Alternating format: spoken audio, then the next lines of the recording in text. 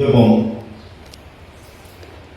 எங்கள் அன்பின் பரமதகப்பனே, இப்போது கர்த்தாவே உம்முடைய திருவார்த்தையை தியானிக்க வந்திருக்கிறோம். கர்த்தாவே, எங்களுக்கு தேவையான ஆவிக்குரிய பாடங்களுக்காகவும் மழை வருமோ வராதோ என்று யோசித்த வேளையில், சிந்தித்த வேளையில், ஏங்கின வேளையில் நீர்தாமே அதிகமான மழையை ஈந்தளித்து வருகிறீரே. நன்றி நன்றி நன்றி.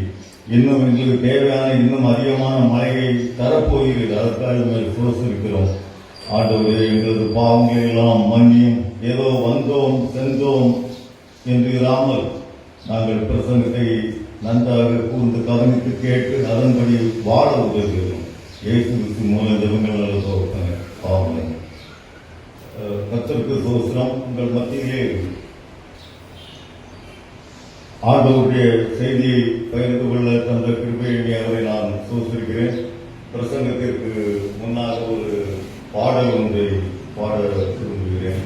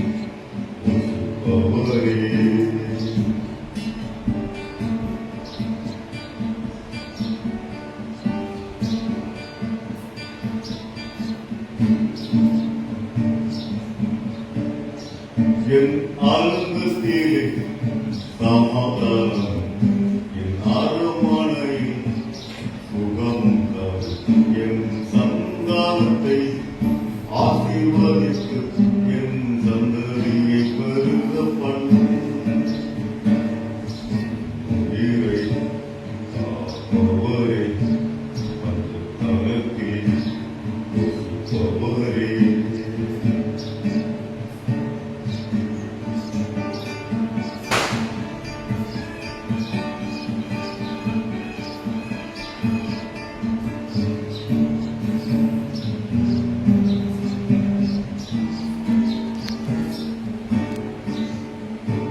நாள்தோறும் என்னை விசாரித்து நிமிஷந்தோறும் என்னை சோதித்தரும், என் மீறுதலை மன்னித்தரும், என் மத்தியிலும் நித்தியரும்.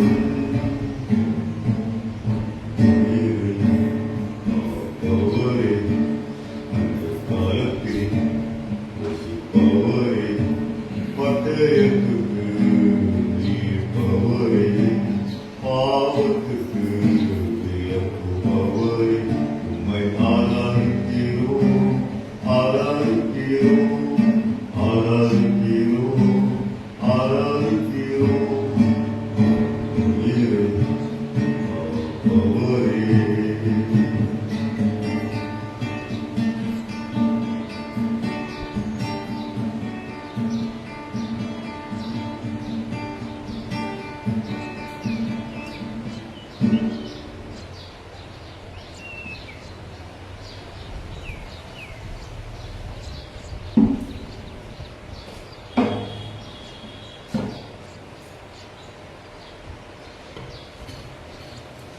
யாராவது எடுத்தவர்கள் வாசிகள்.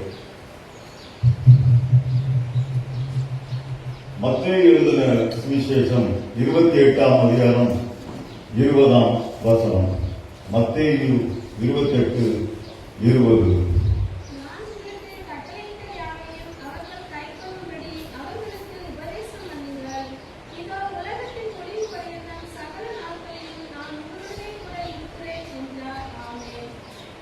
இதோ உலகத்தின் முடிவு பரியந்தம் நான் உங்களுடனே கூட இருக்கிறேன் என்றார். இதோ உலகத்தின் முடிவு பரியந்தம் நான் உங்களுடனே கூட இருக்கிறேன். மிகவும் ஆறுதலான ஒரு வசனம். இருண்ட கண்டம் என்று அழைக்கப்படக்கூடிய ஆப்பிரிக்கா தேசத்திலே டேவிட் லிவிங்ஸ்டன் அவர்கள் ஊழியம் செய்து கொண்டிருந்தார்கள். பல முறை அவர்கள் ஆதிவாசிகளால் தாக்கப்பட்டார்கள். பல முறை அவர்கள் கொடிய காய்ச்சல், விஷ காய்ச்சலால் தாக்கப்பட்டார்கள். துஷ்ட மிருகங்களாலும் தாக்கப்பட்டார்கள். ஆனால் எப்படி அந்த போராட்ட மத்தியிலே அந்த துஷ்ட மிருகங்கள், இன்னும் ஆதிவாசிகள், இன்னும் கொடிய இன்னல்கள் மத்தியிலே எப்படி அவர் ஊழியம் செய்தார், எப்படி அவருக்கு ஊக்கமும் பலனும் கிடைத்தது என்றால் ஆண்டவருடைய வசனம் தான். உலகத்தின் முடிவு பரியந்தம் நான் உங்களுடனே கூட இருக்கிறேன். இதை படிக்கும் போதே என் மனம் உற்சாகத்தில் துள்ளுகிறது. உலகத்தின் முடிவு பரியந்தம் நான் உங்களுடனே கூட இருக்கிறேன். நாம் அன்றாட வாழ்க்கையிலே அதிகமான போராட்டங்களை சந்திக்கிறோம். பணப்பிரச்சனை, வியாதி பிரச்சனை, மற்றவர்கள் சிலர் ஏசுகிறார்கள், நம்மை தூசிக்கிறார்கள். ஆனால் கர்த்தர் சொல்கிறார், உலகத்தின் முடிவு பரியந்தம் நான் உங்கள் மத்தியிலே இருக்கிறேன். 3 கிருபைகளை பற்றி சந்திக்க போகிறோம். உலகத்தின் முடிவு பரியந்தம் நான் உங்கள் மத்தியிலே இருக்கிறேன் என்கிறார்களா? என்ன செய்கிறார்? கூட இருந்து ஆசீர்வதிப்பார். முதலாவது கூட இருந்து ஆசீர்வதிப்பார். யாராவது ஆதியாகமம் 26:3 வாசியுங்கள். ஆதியாகமம் 26:3.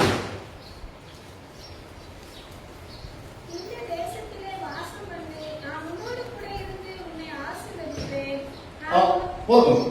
கூட இருந்து ஆசீர்வதிப்பார். நான் உன்னுடனே கூட இருந்து உன்னை ஆசீர்வதிப்பேன். ஆனால் நிபந்தனை உண்டு. சும்மா ஆசீர்வதிக்கிற மாட்டார். பார்த்துருங்க, ஜான்குமார் ஆகிய நான் கர்த்தரின் கட்டளைகளின்படி நடந்தால் ஆசீர்வதிப்பார். சும்மா வந்து ஆசீர்வதிக்க மாட்டார். இது எல்லாருக்கும் பொருந்தும். இல்லாவிட்டால் கண்டிப்பார். பாருங்க, என்னாகமம் 25ஆம் அதிகாரத்திலே இஸ்ரவேல் மக்கள் மோவாபின் குமாரத்திகளோடு வேசித்தனம் பண்ணினார்கள் என்று வேதத்திலே பார்க்கிறோம். கர்த்தருடைய கோபம் மூண்டது. அப்படி செய்த மனிதர்களை கொன்று போடுங்கள் என்றார். கர்த்தருடைய வாதை வேறு வந்தது. 24,000 பேர் மரித்தார்கள் என்று பார்க்கிறோம். அப்படி பாவம் செய்தவர்கள் மேல் தண்டனை கண்டிப்பாக வரும். அது சந்தேகமே கிடையாது. ஆசீர்வாதம் என்பது கடவுளின் கருணை, செழிப்பு மற்றும் ஆன்மீக காரியங்களை பெறுவது. மறுபடியும் சொல்கிறேன், கவனித்துக் கொள்ளுங்கள். ஆசீர்வாதம் என்பது கடவுளின் கருணை, செழிப்பு மற்றும் ஆன்மீக காரியங்களை பெறுவது. கர்த்தர் ஈசாக்கை ஆசீர்வதித்தார். அவன் 100 மடங்காய் விளைச்சலில் பலனை கண்டான், செல்வந்தன் ஆனான். எபேசியர் 1:3 நானே வாசிக்கிறேன். நம்முடைய கர்த்தராகிய இயேசு கிறிஸ்துவின் தேவனும் பிதாவுமானவருக்கு சோஸ்திரம். அவர் கிறிஸ்துவுக்குள் பரலோகங்களிலே சகல ஆவிக்குரிய ஆசீர்வாதத்தாலும் நம்மை ஆசீர்வதிக்கிறார். சும்மா சாதாரண ஆசீர்வாதம் இல்ல, சகல ஆசீர்வாதங்களினாலும்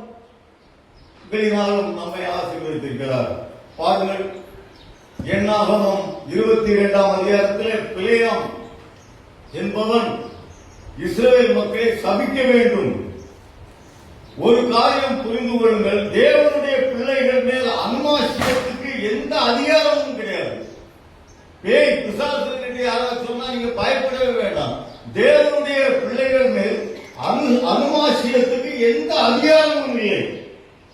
ஆனால் நீங்கள் ஆண்டவருடைய பிள்ளையாக வாழ வேண்டும், தேவனுடைய பிள்ளையாக வாழ வேண்டும். பாருங்கள், பிள்ளையாம் வருகிறான். அங்கு பாலாக் இஸ்ரவேல் மக்களை கண்டு அஞ்சுகிறான். உடனே பிள்ளையாமை கூலி கொடுத்து இந்த இஸ்ரவேல் மக்களை சபித்திடு, சாபம் போடு, அவர்களை எங்களை நாசமாக்க கூடாது என்று சொல்கிறான். அவன் சாபம் விடுகிறான். கூலி வாங்கினதாலே அந்த சாபத்தை ஆசீர்வாதமாக மாற்றினார். அல்லேலூயா. பாருங்க, இரட்டிப்பான ஆசீர்வாதம் யோவேல் 2:23 பார்க்கிறோம். பொருளாதார ஆசீர்வாதம் யோவேல் 12:25 பார்க்கிறோம். அற்புதங்கள் செய்த ஆசீர்வாதம் யோவேல் 2:26. நம்மை புதுப்பிக்கும் ஆசீர்வாதம் யோவேல் 2:25. கர்த்தருடைய பிரசன்ன ஆசீர்வாதம் யோவேல் 2:27. குடும்பத்தின் மேல் ஆசீர்வாதம் யோவேல் 2:28. விடுதலையாம் ஆசீர்வாதம் யோவேல் 2:32. இரண்டாவதாக கூட இருந்து ஆசீர்வதிப்பார், கூட இருந்து பாதுகாப்பார். கூட இருந்து பாதுகாப்பார். இரண்டாவது பாயிண்ட். எரேமியா 1:8 யாராவது வாசியுங்கள். எரேமியா 1:8.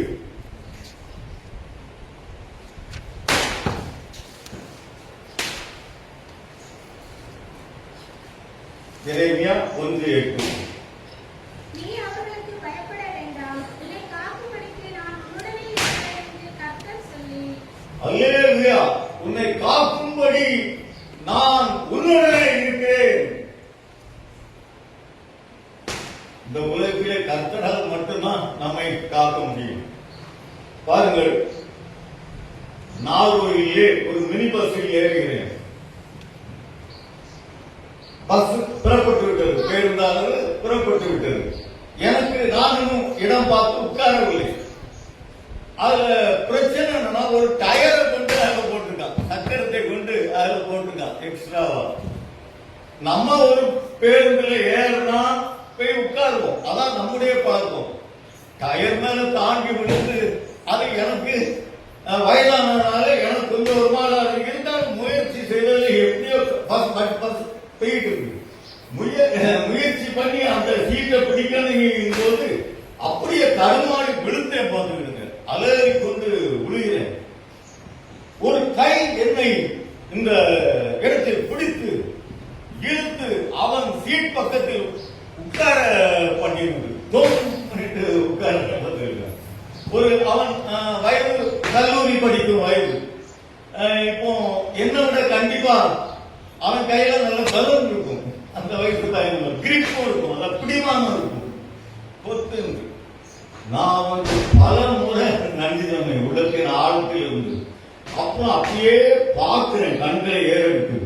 ஒரு வேளை இவன் பிடிக்காம, கர்த்தருடைய கிருபை, இவன் பிடிக்காம நான் விழுந்திருந்தா எங்க போய் என் தலை அடிபடும்னா, நான் அளந்து பார்த்தா அந்த மினி பஸ் சின்னதான் இருக்கும், மினி பஸ்ஸுடைய ஜன்னல் கம்பியில போய் தலை அடிபடும்.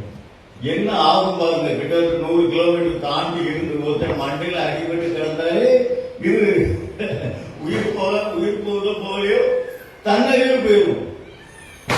கர்த்தர் கிருபையாக அன்னைக்கு என்னை காப்பாற்றினார்.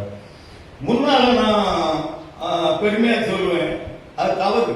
வீட்டை விட்டு வெளியே போனாலே திரும்பி வர்ற வரைக்கும் கர்த்தருடைய கிருபை நம்மோடு இருக்கணும். ஏன்னா சின்ன பையன் வண்டி பல தடவைகள் சார் நான் அளந்து பார்த்து ரோட்டை போயிருப்பேன் சார். அதாவது கணக்கு பண்ணி போவேன், என் கணக்கு தப்பாயிடும். அவன் அந்த முட்டாப்பைய 90 கிலோமீட்டர்ல வர்றான், தூத்துக்குடி பஸ் ஸ்டாண்டு பக்கம். என் கணக்கு தப்பா இருக்கு. அவன் தூரத்துல பார்க்க அந்த கம்பி வரும்னா நம்ம கடந்து போயிடலாம். என்ன அடிக்கிற மாதிரி வந்து பிறகு முட்டாள்கள். நீ போப்பா, எங்க போ, 8ஆவது ரோடு மதுரை போகும்போது போ, 4 லைன் ரோட்ல போ, 4 சாலையில போ, வேகமா 90ல போலாம். அது கூட மாட்டும். 60க்கு மேல தாண்டினாலே வண்டி நம்ம கண்ட்ரோல் இல்லை. 60க்கு மேல போனாலே அது முட்டாள் தனம் என்று சொல்லணும். அப்படி பல தடவைகள் இளைஞர்கள் பைக்ல இருந்து தப்பிச்சிருக்கேன். உடனே நான் சொல்லுவேன் பெருமையா, வீட்டை விட்டு வெளியே போய் நான் மினி பஸ்ல கர்த்தர் காப்பாற்றிருக்கிறார். நான் வீட்டை விட்டு வெளியே போயிட்டு வீட்டுக்கு திரும்பி வந்தாலே அது கர்த்தருடைய கிருபை என்றுதான் சொல்லணும். மனைவி ஆனா வீட்டுக்குள்ளே பிரச்சனை இருக்கு. பாருங்க, 1984 அக்டோபர் மாதத்திலே 1984 அக்டோபர் மாதம் 31ஆம் தேதி இந்திரா காந்தி அம்மையார் அந்த மாபெரும் பிரதமரை சொந்த மெய்காப்பாளர் வீட்டுக்குள்ளே விட்டு போனார். பாருங்க, அப்ப என்னுடைய சொல்வது தப்பா இருக்கு. வெளியே போனா வீட்டுக்குள்ள இருந்தா பெரிய பாதுகாப்பு. எத்தனை பேர் பாத்ரூம்ல வலிக்கு விழுந்து கதைகள் அடிப்பது அந்த ஸ்பாட்டில் இருக்கு. வீட்டுக்குள்ளே கர்த்தர் தேவை, வெளியேயும் கர்த்தர் தேவை. இந்திரா காந்தி அம்மையாரே அந்த மெய்காவலன் பல தடவை அவன் துப்பாக்கியால் சுட்டு கொண்ட பல ரவுண்ட்ஸ் போச்சு. அப்ப நான் பாம்பேல இருக்கேன், ஊழியம் செய்துட்டு தான் இருந்தேன் பாம்பேல. அப்போ பதஷ்டமாய் காணப்படுது. இந்திரா காந்தி மார்பியா எங்க பார்த்தாலும் பேசுறாங்க. எனக்கு ஹிந்தி தெரியுங்கிறதுனால புரிஞ்சுக்கிட்டேன். உடனே அங்க சீக்கியர்கள் எல்லாம் அடிச்சாங்க. இந்திரா காந்தி அம்மாவை கொன்னமே ஒரு சீக்கியம் காவலாளி செக்யூரிட்டி. உடனே பாம்பேல சீக்கியர்கள் எல்லாம் அடிச்சாங்க, சிலர் கொண்டு போட்டாங்க. அப்போ பாருங்க, வீட்டுக்குள்ளேயும் நமக்கு இடையில கிட்ட ஒரு 10 நாளுக்கு முன்னதாக தினத்தந்தியை நான் கவனமா படிப்பேன். ஒரு செய்தி பார்த்தேன், எனக்கு ரொம்ப வேதனையா இருந்தது. அந்த அம்மாவுக்கு ஒரு பெண்மணியை பத்தி இருக்கு. அந்த அம்மாவுக்கு 33 வயசு தான். எத்தனை வயசு சொல்லுங்க? 33. நல்ல பதவி, போலீஸ் எஸ்ஐ கிடையாது. அவங்க இன்னும் கண்ணு கருத்துமா செயல்படும் போது அதே பதவியில் இருக்க மாட்டாங்க. இன்ஸ்பெக்டர் ஆயிடுவாங்க, டிஎஸ்பி ஆயிடுவாங்க. இப்படி அரும்பெரும் பதவிகளை அவர்கள் ஆட்கொள்வார்கள். அயன் பண்ணிட்டு இருக்காங்க வேலைக்கு போறதுக்காக. ஆள் அவுட்டு. அயன் பாக்ஸ்ல கரண்ட் உண்டு, அதெல்லாம் வாய்ப்பு இருக்கு. பேப்பர்ல போட்டுருந்தோம், அயன் பாக்ஸ்ல கரண்ட் எக்ஸஸ் கரண்ட் எப்படி வெளியே வந்து ஆள் அந்த இடத்துல இறந்துட்டாங்க. பாருங்க, அப்ப வீட்டுக்குள்ளே நான் முன்னால சொல்றேன், என் மனைவி வீட்டை விட்டு வெளியே போயிட்டு திரும்பி வரணும்னா கத்தனா திருப்பி கத்தடைய கிருபை. 24 மணி நேரமும் கத்தடைய கிருபை நம்ம கிட்டே இருக்க வேண்டியது. எங்கே எதுவும் நடக்கலாம். சரி, அப்படி பாருங்கள், கர்த்தர் பாதுகாக்கிற தேவனாக இருக்கிறார். 4-20 அதிகாரத்தில் யோசபாத்துக்கு விரோதமாக மோவாபிய ஜனங்களும் அம்மோன் ஜனங்களும் சில மியூரிய ஜனங்களுமாக வந்தார்கள். யோசபாத் உபவாசத்தை அறிவித்தான். யோசபாத்தை கர்த்தர் ஜெயிக்க செய்தார். அவர்களே ஒருத்தருக்கு ஒருத்தர் சண்டை போட்டு நாசமாகி போனார்கள். சங்கீதம் 91:3-4 வசனம் நான் வாசிக்கிறேன். அவர் உன்னை வேடனை கண்டிக்கும் பாலாக்கும் கொள்ளை மற்றும் தப்பிப்பார். அவர் தமது சிறகுகளாலே உன்னை மூடுவார். அவர் செட்டைகளின் கீழே அடைக்கலம் போவார். ஆனால் நிபந்தனை உண்டு. இப்படியெல்லாம் கர்த்தர் பாதுகாப்பாக இருந்தால் நாம் அவருடைய பிள்ளைகளாக அவருடைய கற்பனையின்படி ஓட வேண்டும். இல்லாவிட்டால் பாதுகாக்க மாட்டார். 3வது, கூட இருந்து சமாதானம் தருவார். என்ன தருவார் சொல்லுங்க? சமாதானம். இந்த சமாதானம்ங்கிறது பார்த்து விளையாட்டுக்காக கிடையாது, ரொம்ப ரொம்ப முக்கியம். சமாதானம் கொஞ்ச நாளைக்கு இல்லாட்டா செத்து கூட தருவான். சில சமாதானம் இல்லாம நிறைய திரையுலக பிரமுகர்கள், நடிகர்கள், பெரிய பெரிய பணக்காரங்க சமாதானம் தொலைஞ்ச உடனே அவங்க தற்கொலை பண்றாங்க. அப்படியெல்லாம் பேப்பர்ல படிக்கும். காரணமே கண்டுபிடிக்க முடியலங்கிறாங்க. அது காரணம் சமாதான குறைச்சலாக கூட இருக்கும். 2 தெசலோனிக்கேயர் 3:16 யாராவது வாசிக்கள். 2 தெசலோனிக்கேயர் 3:16.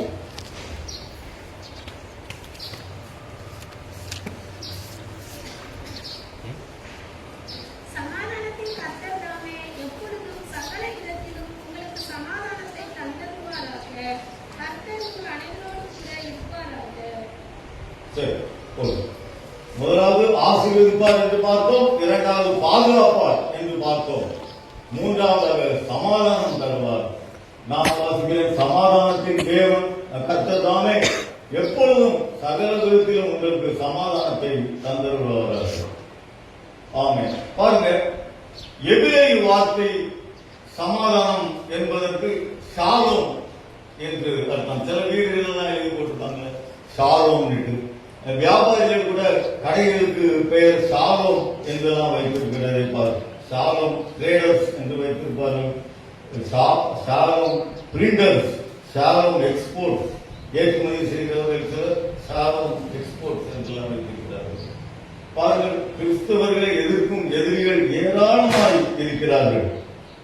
நம்முடைய தேவன் தான் நமக்கு சமாதானம் தர வேண்டும். மனதில் பதஷ்டம், அச்சம், கவலை போன்ற எதிர்மறை உணர்வுகளில் இருந்து விடுபட்டு சந்தோஷமாய் சமாதானமாய் நாம் காணப்பட வேண்டும். நம் மனதிலே சமாதானம் நிரந்தரமாய் இடம் பிடித்தல் வேண்டும். என்னுடைய மனதில் சமாதானம், ஜான்குமார் எந்த மனதில் எப்பொழுதும் சமாதானம். ஏனென்றால் கர்த்தருக்கு விரோதமா பாவம் செய்வது கிடையாது. அதனால எப்பொழுதும் சமாதானமாய் இருப்பேன்.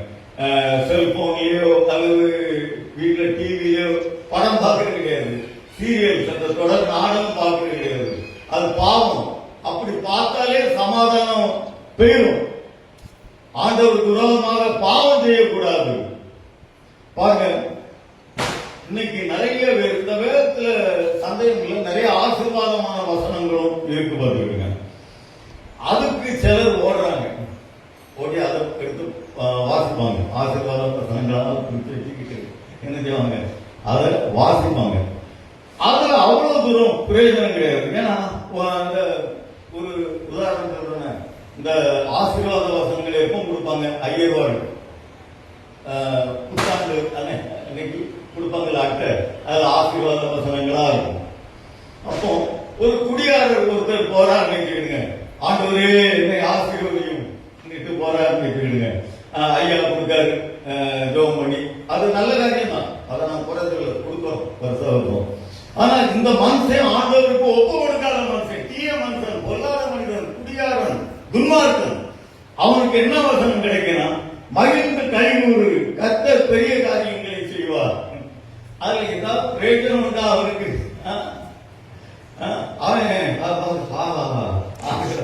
உன்னுடைய மனதில் துன்மார்க்கம் இருக்க, அப்புறம் இன்னொரு அம்மா போகுது ரொம்ப பயபக்தியா, அல்லேலூயா ஆமென் என்ன ஆண்டு, அந்த அம்மா துன்மார்க்க ஸ்திரீ, பொல்லாத ஸ்திரீ, பாவியான ஸ்திரீ, அவளுக்கு வசனம் கிடைக்கு. ஐயா கொடுக்கிறார், இஸ்ரவேலின் ராஜாவாகிய கர்த்தர் உன் நடுவில் இருக்கிறார், இனி தீங்கை காணாது இருப்பாய். யாருக்கு தெரியும், ஒரே மாசத்துல கர்த்தர் ஒரு மண்டையில போட்டு கல்லூரி பிடிக்கல அனுப்ப மாட்டார் என்று. பாவம் செய்யக்கூடாது, பாவம் செய்யக்கூடாது. ஆசீர்வாதமான வசனங்களே பிடிச்சிட்டு மக்கள் இருக்காங்க. சீர்திருத்தத்துக்குரிய வசனத்தை பாருங்க. உங்க வாழ்க்கைய யோக்கியமா காணப்பட செய்யுங்க. கர்த்தர் பார்வையில யோக்கியமா இருந்தேன்னு வச்சுக்கோங்க, ஆசீர்வாதம் தன்னமாக்கல வரும். ஆசீர்வாத வசனத்தெல்லாம் வாசிக்கிட்டு இருக்க வேண்டியது பிரயோஜனம் கிடையாது. நம்ம கர்த்தர் பார்வையில பரிசுத்தமாக யோக்கியமாக இருந்தார் ஆசீர்வாதம் வீட்டு கனவுல கட்டும். பாருங்க, கோவில்பட்டியில ஒரு மாசம் இருக்கும், ஒரு ஹோட்டல்ல சாப்பிட போனா அப்ப பயங்கர பசி. எப்படியோ ஒரு 3 புரோட்டா வாங்கி சொல்லிட்டேன். அந்த கடையில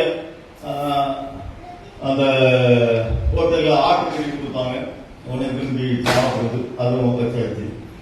அப்போ ஒரு வயதான ஆள் ஒருத்தர் என் முன்னால உட்கார்ந்து என் முகத்தையே அப்படியே பார்த்துக்கிட்டே இருந்தாரு. எனக்கு கொஞ்சம் யோசனை, என்னடா நம்ம முகத்தையே முறைச்சு பார்க்கிறாரு. உடனே அப்புறம் கேட்டார், நீங்க ஒரு பாஸ்டர் மாதிரி இருக்கு. எனக்கு ரொம்ப மனதுக்கு ஒருத்தன் நம்ம நல்லா சொல்லும் போது நம்ம அப்படியா நீ கேட்டுக்கிட்டேன், அப்படியா நீ கேட்டுக்கிட்டேன். உடனே அவர் ஒரு வசனம் சொன்னார், என்ன நல்லா கவனிங்க.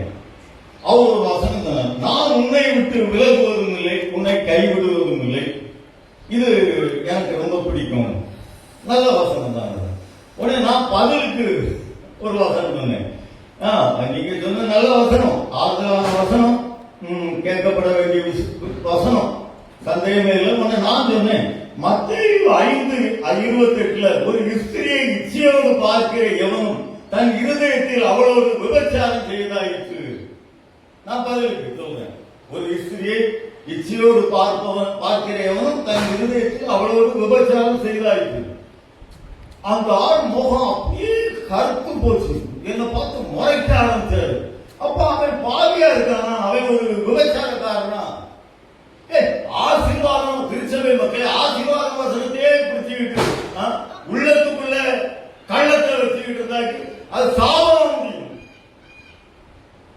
ஆசீர்வாத வசனங்களை பிடிப்பதற்கு பதிலாக நம்ம யோக்கியமா இருக்கணும். அந்த வசனம் ஃபுல்லா நம்முடைய தலைமையில இறங்கும். ஆசீர்வாத வசனங்களை வாசிப்பதில் தப்பு இல்லை, அட்டை வாங்குறது தப்பு இல்லை. ஆனா யோக்கியமா இருக்கியா கர்த்தருடைய பார்வையில்? That's all matters. அதுதான் முக்கியம். உடனே அவர் முகம் கருத்து போச்சு. ஒரு மாதிரி முறைச்சி பார்த்தாரு, இது பண்ணாரு. நானும் தப்பா அவரு துன்மார்க்கனா இருப்பான்னு நினைக்கிறேன். உடனே எப்பவுமே பாருங்க, உங்க நல்லதுக்காக சொல்றவங்க வயசானவங்க, நம்ம கிப்டன் மாதிரி ஆட்கள் எதையும் சாப்பிடலாம். நம்மள மாதிரி கொஞ்சம் வயசான ஆட்கள் 2 பேர் இருக்கிறீங்க. உங்க இலையில தட்டுல வர்றதெல்லாம் அள்ளி அணிஞ்சா சீக்கிரம் செத்து போயிடுவோம் பாத்துக்கீங்க. நாகர்கோவில்ல போனா ஒரு ஹோட்டல்ல விருப்பமா சாப்பிடுங்க. சைவ உணவகம் உடுப்பி இன்டர்நேஷனல் ரொம்ப சூப்பரா இருக்கும். சைவம் அதுல என்ன இந்த வெள்ளரிக்காய், கத்திரிக்காய் எல்லாம் பெருசு பெருசா சாம்பார்ல கேரளா ஸ்டைல வெட்டி போட்டுருப்பாங்க. நாகர்கோவில் பாத்தீங்களா? அப்போ உடனே நான் அதுல என்ன செய்வேன், எதையெல்லாம் தவிர்த்தேன் பாருங்க. ஃபுல்லா அழகா இருக்கும் பார்க்க. அதுல அந்த மோர் வத்தல் வச்சிருப்பான் பொறிச்சு, அதை தொட மாட்டேன். அப்பளத்தை தொட மாட்டேன். ஊறுகாயை தொட மாட்டேன். என்கிட்ட ரொம்ப நான் நல்லா பணம் கொடுப்பேன், 10 ரூபாய்க்கு கொடுக்குறேன். என்கிட்ட ரொம்ப சார் பருப்பு நெய் இருக்கு, எப்ப அந்த பருப்பு பொடியை போட்டு நெய்யை கொடுத்தாரு. இப்படி 4-5 ஐட்டம். நான் இந்த விஷயம் எனக்கு எந்த வியாதியும் கிடையாது, பிபியும் கிடையாது, சுகரும் கிடையாது, ஒரு மணி கிடையாது. அப்போ அதனால நான் சரி உடனே அன்னைக்கு கோயில் பெட்டில என்ன நடந்ததுன்னா, அந்த 3 புரோட்டா வாங்கினதே தப்பு. எப்படியோ நான் தின்னலாம் இருக்காங்க. 2 தான் என்னால சாப்பிட முடிஞ்சது. ஒண்ணு ஓர கட்டிட்டேன் பார்த்துக்கிட்டு பிடிக்க அவ்வளவு வயது கேட்டு அதுக்கு மேல அள்ளி போட விளங்காது ஓரம் கட்டிட்டு என்ன பண்ண, இந்த கொழுப்புகள்லாம் கிடையாது. ஆட்டுக்கறி பார்த்தீங்களா, கொழுப்பு போட்டதான் அவனுக்கு லாபம். அந்த கொழுப்புகள் எல்லாம் ஏற்கனவே தள்ளி வச்சிருந்தேன். நிறைய குளம் தூக்கிருந்தேன், அவ்வளோத்தையும் ஓரம் கட்டினேன், லைட்டா தொட்டு. அதனாலதான் நீ நல்லா இருக்கேன் உங்களுக்கு. அப்படி இலைய மூட போறேன். அந்த ஆள் கடிக்கிறான் பாருங்க. என்ன ரொம்ப வேஸ்ட் பண்றீங்க, சீரழிக்கிறீங்களா சாப்பாடு? எப்பா உங்களுக்கு ஆசீர்வாத வசனமா சொன்னா வச்சு கொஞ்சிருக்க, கொஞ்சம் கண்டிப்பா பேசுறான். அந்த ஆள் சொன்னா ஒரு வசனம், நான் உன்னை விட்டு விலகுவதில்லை, உன்னை கைவிடுவதில்லை. நான் திருத்திக்கிட்டேன். ஆமா இது நல்ல வசனம். அவரும் திருத்திக்கிட்டாரு. நான் பதிலுக்கு ஒரு வசனம், ஒரு ஸ்திரியை இச்சையோடு பார்க்கிறவன் தன் இருதயத்தில் அவளோடு விபச்சாரம் செய்தாயிற்று.